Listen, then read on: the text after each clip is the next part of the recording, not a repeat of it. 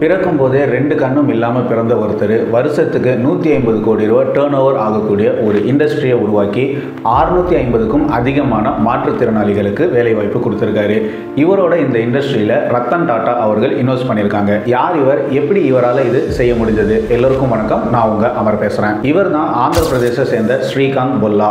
ஸ்ரீகாந்த் பிறக்கும் போதே 2 கண் பார்வையும் இல்லாமல் பிறக்கிறாரு. இதனால் இவரோட நெய்பர்ஸும் இவங்களோட ரிலேஷன்ஸும் இவங்க அப்பா அம்மா கிட்ட இந்த குழந்தைய கருணை கொலை பண்ணிடுங்க, இந்த குழந்தை வளர்றது ரொம்ப கஷ்டம் அப்படின்னு சொல்லி ஃபோர்ஸ் பண்ணுறாங்க. இதில் உடன்பாடு இல்லாத ஸ்ரீகாந்தோட பேரண்ட்ஸ் ஸ்ரீகாந்தை ரொம்ப கஷ்டப்பட்டு வளர்க்குறாங்க. ஸ்ரீகாந்தும் ரொம்ப கஷ்டப்பட்டு படித்து 10th 90% மார்க் எடுக்கிறாரு. இவர் ஹையர் ஸ்டடீஸுக்காக சயின்ஸ் குரூப் கேட்டு அப்ளை பண்ணுறாரு. ஆனால் இவரோட பார்வை குறைபாட காரணம் காட்டி இவருக்கு சயின்ஸ் குரூப் மறுக்கப்படுது. இதை எதிர்த்த ஸ்ரீகாந்த் கோர்ட்டில் கேஸ் போடுறாரு. 6 மாதம் கேஸுக்கு அப்புறம் ஸ்ரீகாந்த் கோர்ட்டில் ஜெயிச்சு சயின்ஸ் குரூப் வாங்குறாரு. கண் பார்வை தெரியாத நீ எல்லாம் சயின்ஸ் குரூப் எடுத்து எப்படி படிக்க போறேன்னு கேட்டவங்களுக்கு பதிலடி கொடுக்கிற விதமா ஸ்ரீகாந்த் 98% மார்க் எடுத்து சயின்ஸ் குரூப்ல பாஸ் பண்றாரு. ஸ்ரீகாந்த் ஹையர் ஸ்டடீஸுக்காக ஐஐடி டெல்லியில அப்ளை பண்றாரு. அங்கேயும் இவரோட பார்வை குறைபாட காரணம் காட்டி இவருக்கு சீட்டு மறுக்கப்படுது. மனம் தளராத ஸ்ரீகாந்த் யூஎஸ்ஏல இருக்கிற MIT இன்ஸ்டியூட்ல அப்ளை பண்றாரு.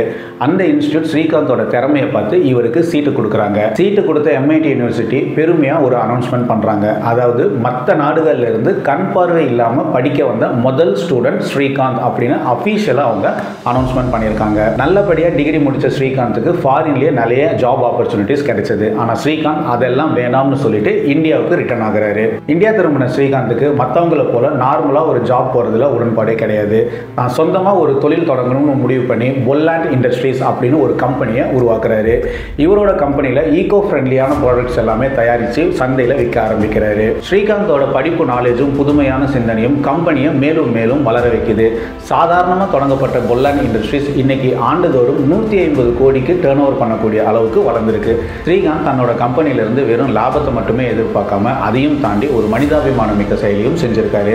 ஸ்ரீகாந்தை போலவே மாற்றுத்திறனாளிகளாக உள்ள 650 பேருக்கு இவரோட கம்பெனியில் வேலை வாய்ப்பு கொடுத்திருக்காரு. ஸ்ரீகாந்தோட விடாமுயற்சியும் துடிப்பான செயலியும் பார்த்த ரத்தன் டாடா அவர்கள் ஸ்ரீகாந்தோட நிறுவனத்தில் இன்வெஸ்ட் பண்ணியிருக்காரு. ஸ்ரீகாந்தோட பயோபிக்கை மையப்படுத்தி 2024 பாலிவுட்ல ஜோதிகா மெயின் கேரக்டர்ல நடிச்ச ஸ்ரீகாந்த் அப்படின்னு ஒரு படத்தை எடுத்திருக்காங்க. கண் பார்வை இல்லாமல் பிறந்த ஒரு குழந்தை கஷ்டப்பட்டு படித்து ஒரு இண்டஸ்ட்ரியவே உருவாக்கி தன்னை போல மாற்றுத்திறனாளிகளுக்கு வேலை வாய்ப்பு கொடுத்து தன்னுடைய கதையை ஒரு படமாக எடுக்கிற அளவுக்கு வளர்ந்த ஸ்ரீகாந்த் உண்மையிலே ஒரு சாதனையாளர் தான். ஸ்ரீகாந்தோட விடாமுயற்சி உங்களுக்கு பிடிச்சிருந்துச்சுன்னா ஒரு லைக் போடுங்க. இவரை பாராட்ட நினைச்சீங்கன்னா கமெண்ட்ல உங்க பாராட்டுகளை தெரிவிங்க.